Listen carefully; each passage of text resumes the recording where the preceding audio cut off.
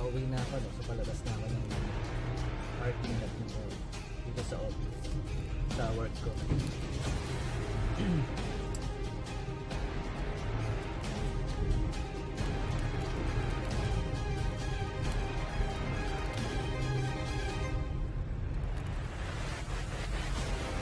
So doon ako magpapagas sa Petron EDSA.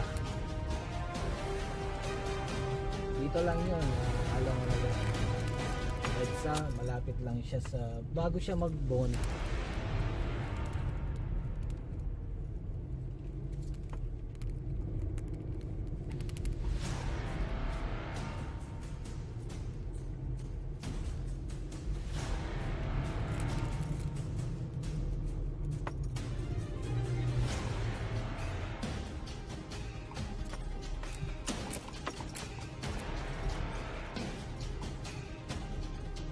Guys, yung mga collection naman na yan is syempre hindi naman ako maglalaro yan, so paglalaro naman yan ni Gyro pagdating ng araw at ayaw niya naman nalaro kasi ngayon isirain niya lang yun, hindi pa niya yung paglalaro. So siguro mga a year from now kaya niya ng laro. So para sa kanya naman yan yung toy car na yan.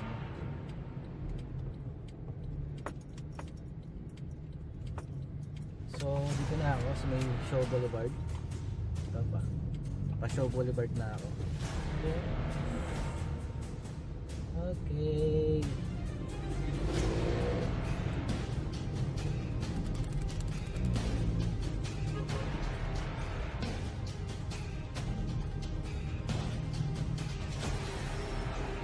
Traffic, no? Actually, ganitong oras, may traffic na rin talaga rito.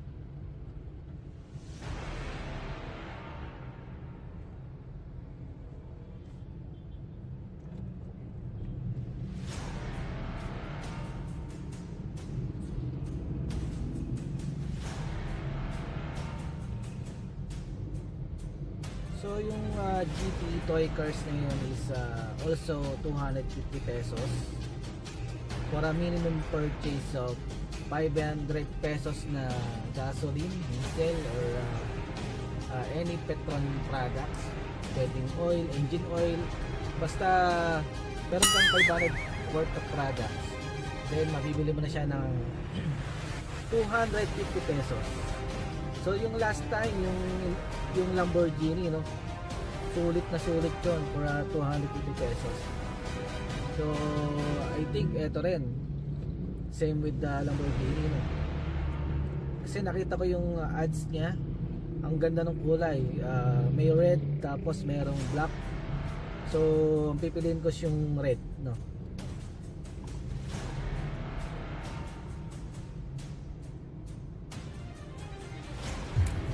Yun guys, so paliko na tayo ng EDSA, no? Stoplight lang. So stoplight muna, then kakanan tayo going to EDSA. Then a few meters away, siguro mga 100 meters is yun na yung Petron.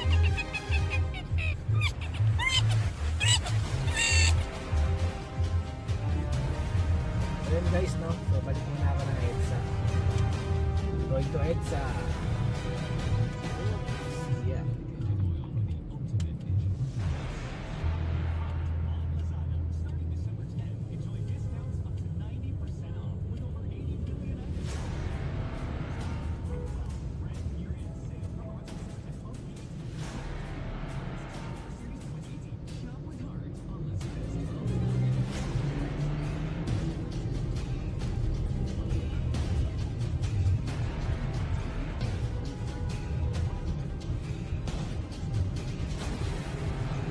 EDSA na po tayo. Traffic na kasi it's Wednesday I think, so Baclaran Day, no? Kaya medyo traffic.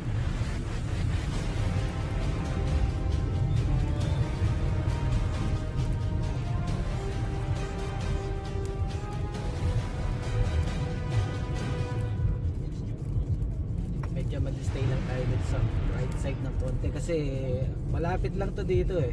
So baka malampasan ko. Lagi ng petrol. Traffic pa. No?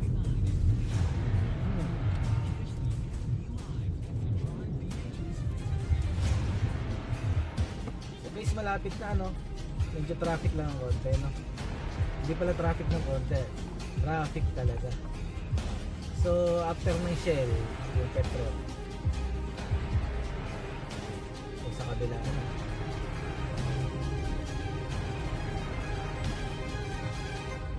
So yan na po yung petrol station. Okay.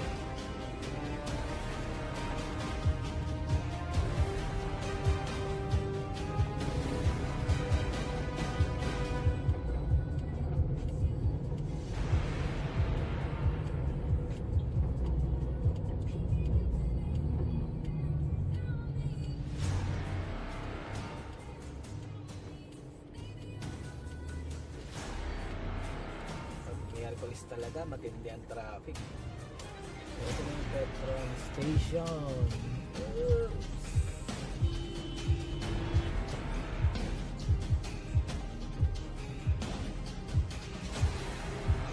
So tatanungin ko muna kung meron silang duty cars, diba? Baka mamaya wala eh.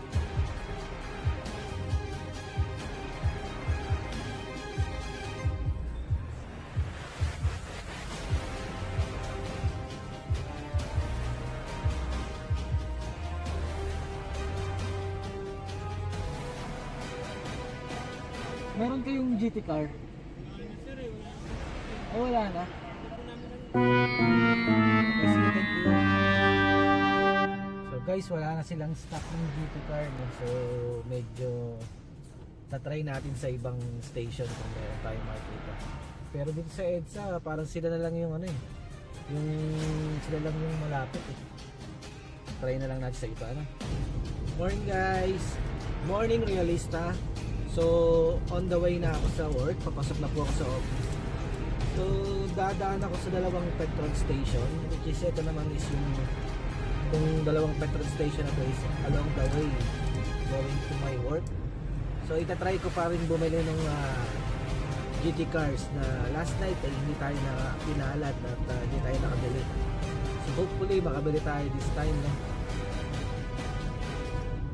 So, 5 AM na ng umaga. Maaga ako maalis ng bahay kasi going to my work sa Paranaque pa ako nang gagaling. So iniiwasan natin yung traffic.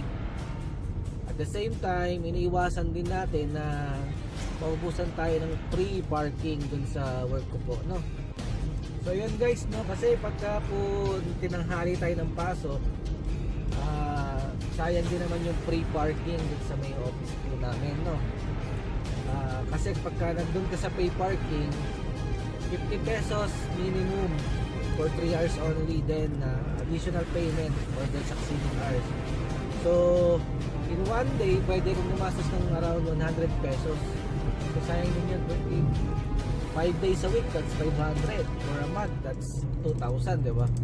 So mas pinipili ko na lang umalis ng maaga para paano ko yung free parking. Eh syempre iwas traffic na din, ano?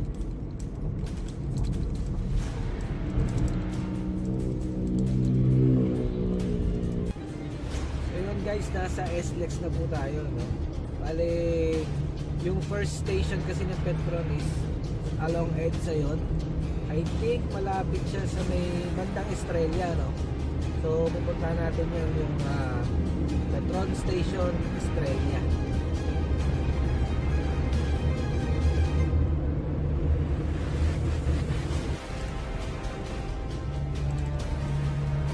Akit tayo sa Magallanes.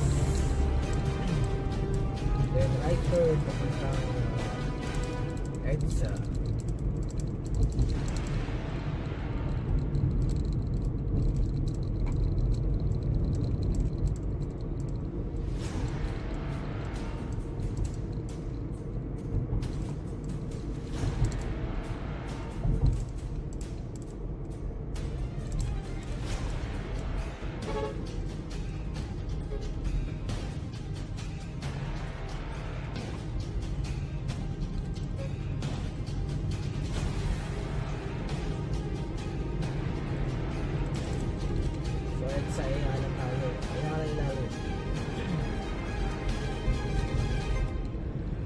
pagka ganito kaaga, walang traffic eh. Unless lang may mga road accident. Magkakaroon ng build up, pero ganito kaaga kaalis, dire-diretso lang. Kaya mas prefer ko na maaga umalis. Pag na-traffic ka, may stress ka pa eh, diba? At least kung maaga ka dumating ng opisina, pwede ka naman matulog doon, diba? Pwede kang matulog muna bago sa oras na trabaho.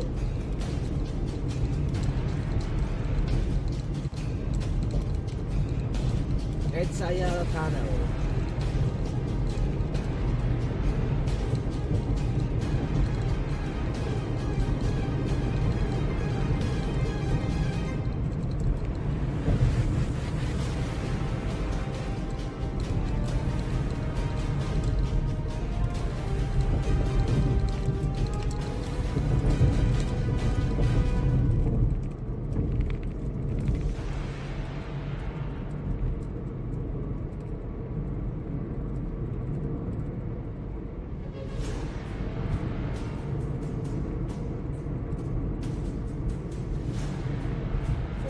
Sa Estrella na, malapit na tayo sa petrol station. Buendia pala, Buendia de Estrella.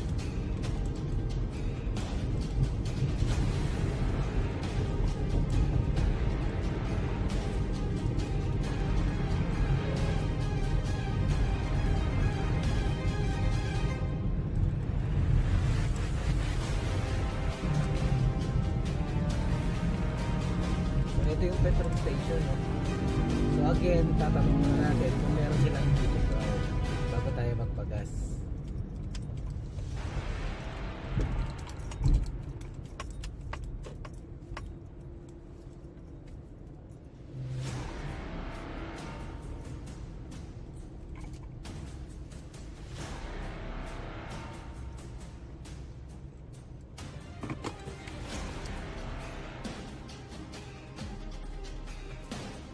Tayo ano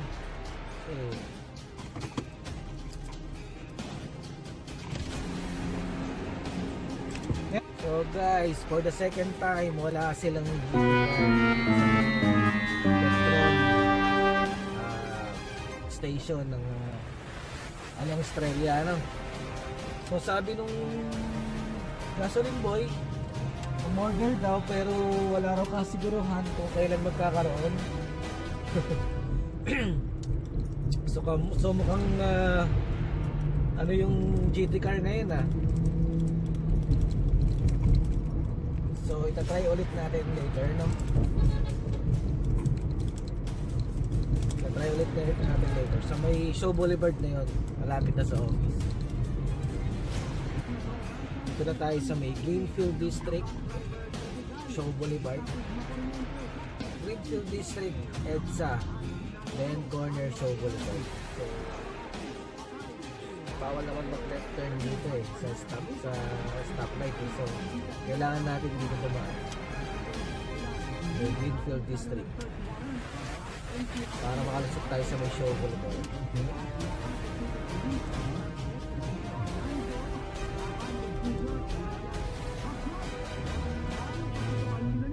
Pala yan ha, yung bagyo. Sa isang kwarto, nakuha sa kabinet ang mga matataas na kalibre ng baril at mga bala. Higit 20 bala rin ng grenade launcher. Ang nakikita. Ano pa nakuha sa bahay? Kapag nahalubog sa bahay, bulto-bultong hinihinalang siya. Ang nahanap, naabot sa 3.4 million pesos ang halaga. Patuloy na inaalam ng pulisya ang mga kasamahan ni alias Bagyo sa criminal gangat ng sino-sino ang mga kumukuha ng kanilang service. Sa Maynila, sampo ang estado ng Guapa Prensa sa Pandakan. Patuloy sa Maynila si alias Gigi. So guys, tayo na tayo sa may Show Boulevard. Show Boulevard. So ito yung stoplight na sinasabi ko kanina kasi from EDSA, bawal no left turn yan ang Show Boulevard going to the airport, no? Kaya kailangan natin dumaan sa Greenfield District. Na-trace nilang source na si alias Ope. So guys, I'm using Samsung S7 Edge, no? Bali naka-mount lang siya dun sa mirror ko dito. Then meron lang akong cellphone holder. So hindi dashcam yung gamit ko while filming this video.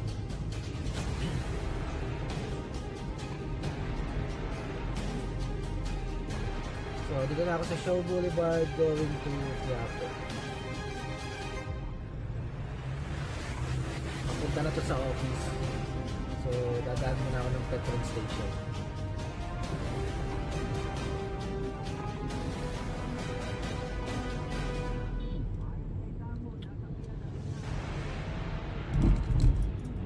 Okay, so ito na, no? Nandito tayo sa petrol station Shaw Boulevard. So tatanong muna ulit natin kung mayroong GT cars, no? Bago tayo magpagas. May GT car tayo? Available na GT car? Toy car? Toy car? Wala. Wala rin.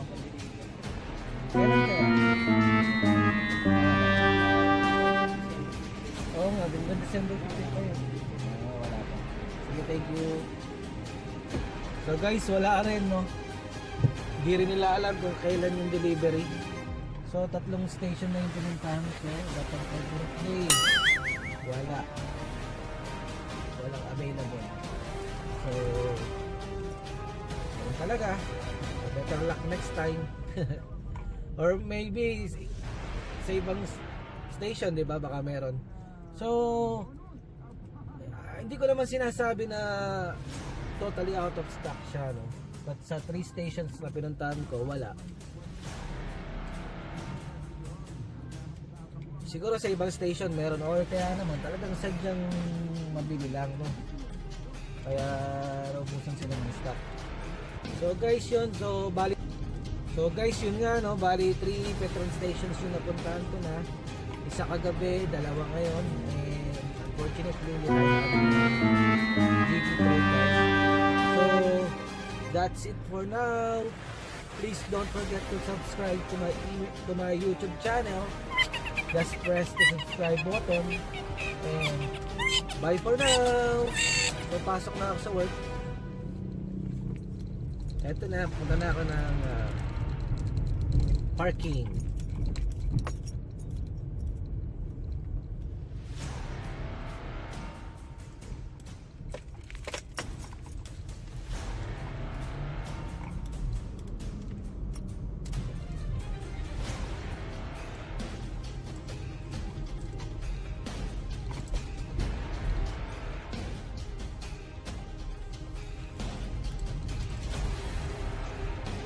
Sana meron pang single parking, no? Kasi later on meron kami team building ng aming training team. So team building plus Christmas party, which is gaganapin yun sa SM Mega Mall, Sambocod. So ayun guys, no? So di nga tayo nakabili ng GT cars. So wala tayong mare-review or i-unbox.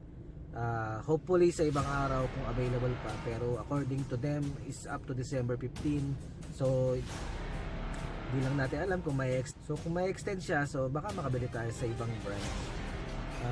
So nandito na po ako sa work, nandito na ako sa parking, naka-park na ako dito. See you guys. Don't forget to subscribe to my YouTube channel, and of course please hit the bell button for notifications of my vlog. And please also subscribe to my wife's channel, yung Ma'am Shirods, para makita nyo naman sa kanya is more on grocery, baklaran haul, mga damit, beauty secrets. So please support us, okay? That's all. Bye!